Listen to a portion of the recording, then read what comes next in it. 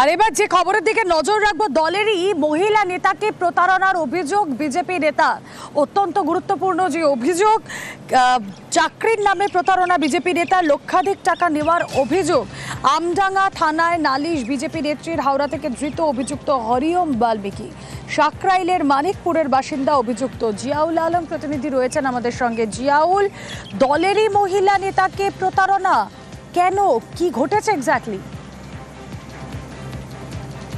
দেখো, হরিয়াম বাল্মীকি রাজ্য committee SC সেলের চেয়ারম্যান, ফলে দীর্ঘদিন ধরে তিনি রাজনীতি করছেন এবং সেই সূত্রে বিজেপির আরেক নেত্রী আমডাঙ্গায় তিনি তার সঙ্গে সম্পর্ক আর পরিচিতি হয় এবং তখনই পরিচিতি হওয়ার পরেই তাকে চাকরির টোপ দেওয়া হয় এবং লক্ষাধিক টাকা তিনি অ্যাডভান্স নেন। পরবর্তীকালে চাকরি হলে আরও পরবর্তীকালে কয়েক লক্ষ টাকা দিতে হবে, এই দাবিতেই তিনি 1 লক্ষ টাকা দেন।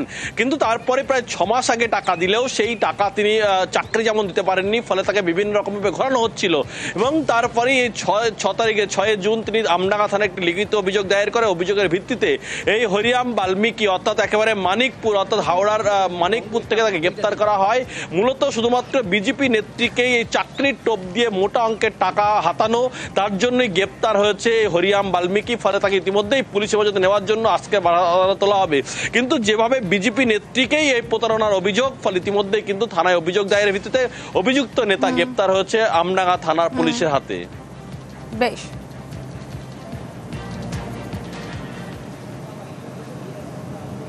আর এবার সোনা চুরির অভিযোগে গ্রেফতার বিজেপি নেতা। ওড়িশায় গিয়েছিলেন সোনা চুরি করতে এইখানকার মেদিনীপুরের বিজেপি যুব মোর্চার নেতা এবং পালাতে যাওয়ার সময় তাকে ধরে ফেলে পুলিশ। এবং এই ঘটনায় বিজেপি স্পষ্ট জানিয়ে দিয়েছে যে এর সঙ্গে, এই নেতার সঙ্গে তাদের কোনো যোগ নেই। তবে হ্যাঁ, কটাক্ষ করতে চাচ্ছে না। শুনব।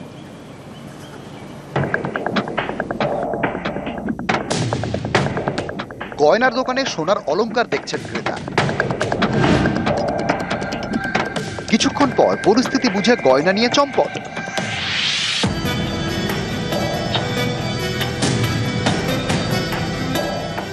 বেশ কয়েকটি সোনার গয়না নিয়ে পালায় চোর। কিছুক্ষণ পরে ধরাও পড়ে যায়। এই ঘটনা উড়িষ্যার জলেশ্বরের। ধৃত চোরের নাম সোমনাথ সাহু, যিনি পশ্চিম মেদিনীপুরের বিজেপির যুব নেতা বলে পরিচিত।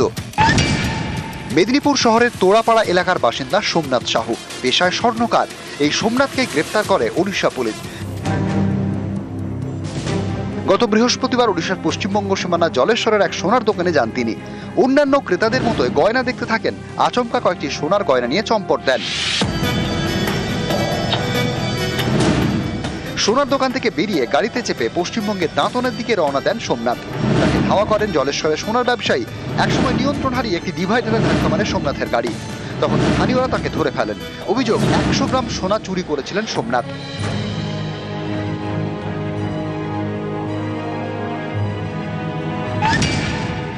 বছর 2 আগে তিনি মেদিনীপুর সাংগঠনিক জেলার বিজেপি যুব মোর্চার সম্পাদক ছিলেন। এই দেখুন, মেদিনীপুর সাংগঠনিক জেলার বিজেপি যুব মোর্চার সেই সদস্য তালিকা। 2023 সালের এই তালিকায় সম্পাদক হিসেবে সোমনাথ সাহুর নাম রয়েছে। দীর্ঘ প্রায় 1 বছরেরও বেশি সময় দলের সাথে ওর কোনো যোগাযোগ নেই। এই মুহূর্তেও দলের কেউ না। নতুন জেলা সভাপতি ডিক্লেয়ার হওয়ার পর আমাদের সাংবিধানিক নিয়ম অনুযায়ী কোনো জেলা কমিটির পদাধিকারী বা জেলা কমিটির কোনো অস্তিত্ব নেই। এই মুহূর্তে না ও কোনো দলের দায়িত্বে আছে, না ও দলের কোনো অংশের সাথে ওর কোনো যোগাযোগ আছে। প্রার্থিত হয়েছিল কাউন্সিলরেতে আজ থেকে 3 বছর আগে।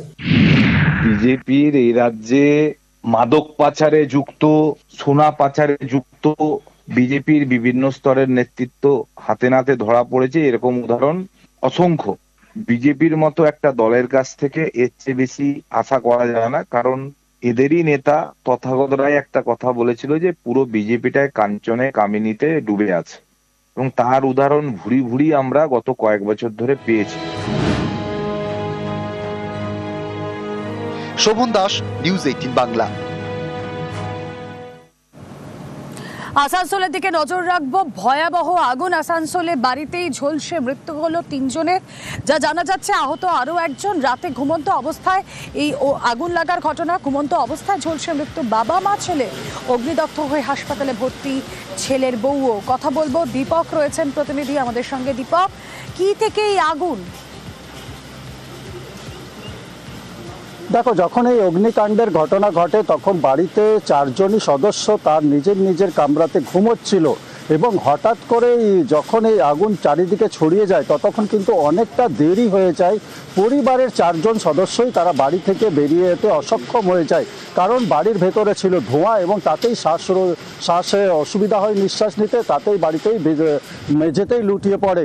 এবং যতক্ষণ স্থানীয় বাসিন্দারা এসে জল দিয়ে আগুন নিয়ন্ত্রণে আনবে, দমকল বাহিনী পৌঁছাবে ঘটনাস্থলে, ততক্ষণ কিন্তু 3 জন পরিবারের সদস্যের মৃত্যু হয়েছে বাবলু সিংয়ের এবং তার পরিবারের 2 জন সদস্যের আগুনে ঝলসে মৃত্যু হয়েছে এবং বাবলু সিংয়ের স্ত্রী তাকে জীবিত অবস্থায় উদ্ধার করা হয়েছে এবং তাকে আসানসোল জেলা হাসপাতালে চিকিৎসা চলছে। চিকিৎসকরা জানিয়েছেন তিনি যে সংকটজনক পরিস্থিতিতে এই মুহূর্তে রয়েছেন এবং ঘটনাস্থলে দমকল বাহিনী পৌঁছে তারা আগুন কী কারণে এই আগুন লেগেছে, কোথা থেকে আগুন ছড়িয়েছে তা জানার চেষ্টা চালাচ্ছে। অন্যদিকে কিন্তু ঘটনার তদন্তে নেমেছে আসানসোল দুর্গাপুর পুলিশের দক্ষিণ থানা। কারণ হচ্ছে কি, রাত্রে যেইভাবে অগ্নিকাণ্ডের ঘটনা ঘটে এই বাড়িতে, তাতেই পুলিশ মনে করছে কি নিশ্চয় তো শর্ট সার্কিটে আগুন লেগেছে কি তার পেছনে। আমি শুনলাম ওই ঘরে আগুন লেগেছে, এবার কিরকম লেগেছে সেটা জানি না। ঘরে 4 জন থাকতো আর ছেলে আছে, ছেলে হোস্টেলে থাকে বাইরে। আচ্ছা।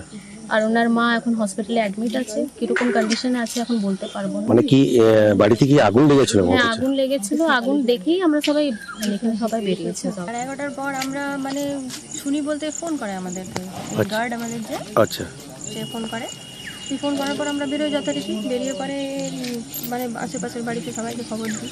তার আগে যারা খবর পেয়েছে তারা হয়তো বেরিয়েছিল, ঠিক সেই সময় তো সেই মোমেন্টে মনে থাকে না। কজন থাকতো বাড়িতে? এরা 4 জনই তো থাকতো। হ্যাঁ, 4 জন থাকতো। স্কুল ছুট রুখতে বাড়ি গিয়ে শাসন শিক্ষকদের, বাড়ি গিয়ে পড়ুয়া অভিভাবকদের সঙ্গে কথা। দুবরাজপুরের ছবি আপনারা দেখছেন, মেটেলা উচ্চ বিদ্যালয়। স্কুল ছুট পড়ুয়া সংখ্যা কমাতে ছুটির দিন সকালবেলা বাড়ি ছুটলেন শিক্ষকরা। অর্থের অভাবে যাতে পড়াশোনা বন্ধ না হয় তাও শিক্ষকরা খতিয়ে দেখছেন। কথা বলবো সুপ্রতিম, প্রতিনিধি রয়েছেন আমাদের সঙ্গে। সুপ্রতিম, একটা অদ্ভুত ভালো ছবি, মন ভালো করা খবর। স্কুল ছুটের সংখ্যা ক্রমশ বাড়ছে বিভিন্ন কারণে, কিন্তু শিক্ষকরা গিয়ে কিভাবে বোঝাচ্ছেন বাড়ি? একদম দেখো, সেটা যে ছবি আমরা দেখছি সেটা হচ্ছে বীরভূমের দুবরাজপুরের মেটেলা উচ্চ বিদ্যালয় যে রয়েছে তার আশেপাশে যে সমস্ত গ্রাম রয়েছে তার মধ্যে যেমন খয়েরবন, ঝাপড়তলা সহ বিভিন্ন গ্রাম, সেগুলোতে কিন্তু শিক্ষক শিক্ষিকারা ছুটির দিন সকালবেলা যায় এবং সেখানে গিয়ে যারা স্কুল ছুট তাদের ছাত্রছাত্রী তাদের একটা লিস্ট তৈরি করে নিয়ে আসা হয়েছে এবং সেখানে গ্রামে বাড়ি গিয়ে তাদের কেন যাচ্ছে না সেই খোঁজ খবর নেওয়া হলো। এবং পাশাপাশি যেটা অভিভাবকদের জানিয়েছে যে যদি কোনো ফিজের সমস্যা থাকে যেটা বাৎসরিক নেওয়া হয়, সেই ফিজও তারা মকুব করে দেবেন, কিন্তু স্কুলে যেতে হবে। এবং বেশ কিছু ছাত্রছাত্রী তাদেরকে কিন্তু এক প্রকার দিয়ে মজাদার হুমকি যে এরপর থেকে স্কুলে না গেলে কিন্তু বাড়ি থেকে তুলে নিয়ে যাবো। আচ্ছা, দেখাতে যেমন অভিভাবকরাও হাসছে, যারা ছাত্র যাকে ধরনের শাসন করা হচ্ছে সেও কিন্তু অনেকটা ভয় পাচ্ছে। তবে যেটা ছাত্রছাত্রীরা যেটা জানিয়েছেন তারা কিন্তু স্কুলে যাবেন সোমবার থেকে এবং শিক্ষকরা জানিয়েছেন যদি তারা না আসে সেক্ষেত্রে কিন্তু গ্রাম থেকে তাদেরকে নিয়ে যাওয়া হবে। বেশ, প্রতি বছরের মতো নেই এবছরও আমরা ড্রপ আউট যেসব ছাত্রছাত্রী তারা যাতে বিদ্যালয়মুখী হয় তার প্রচেষ্টায় আমরা গ্রামে যাচ্ছি, বাড়িতে যাচ্ছি। ছেলে মেয়ের সাথে আমরা কথা বললাম, গার্জেনদের সাথে কথা বললাম, ভালো সাড়া পেলাম। আগে বিদ্যালয়ে আসছে, গ্রামে গিয়ে গার্জেনদেরকে এটা বোঝাচ্ছি যে যদি আর্থিক অভাবের জন্য কেউ ভর্তি হতে না পারে, বিদ্যালয়ে না আসতে পারে, তাহলে আমরা যে মিনিমাম ফিসটা নিই সারা বছরে একবারই, সেটাও মুকুব করে দেবো। বিনা পয়সাতেই আমরা ভর্তি করব, কোথাও কোনো অসুবিধা নাই। আমরা চাইছি আমার বিদ্যালয়ের বাইরে যেন একটা ছেলে মেয়েও পড়ে না থাকে। এবং গার্জেনদের সুস্থ মতামত নিলেন এবং আগামী দিনে প্রতিটি গার্জেন যেন এই তার ছাত্রছাত্রীকে যেন স্কুলে পাঠায়, এই আমার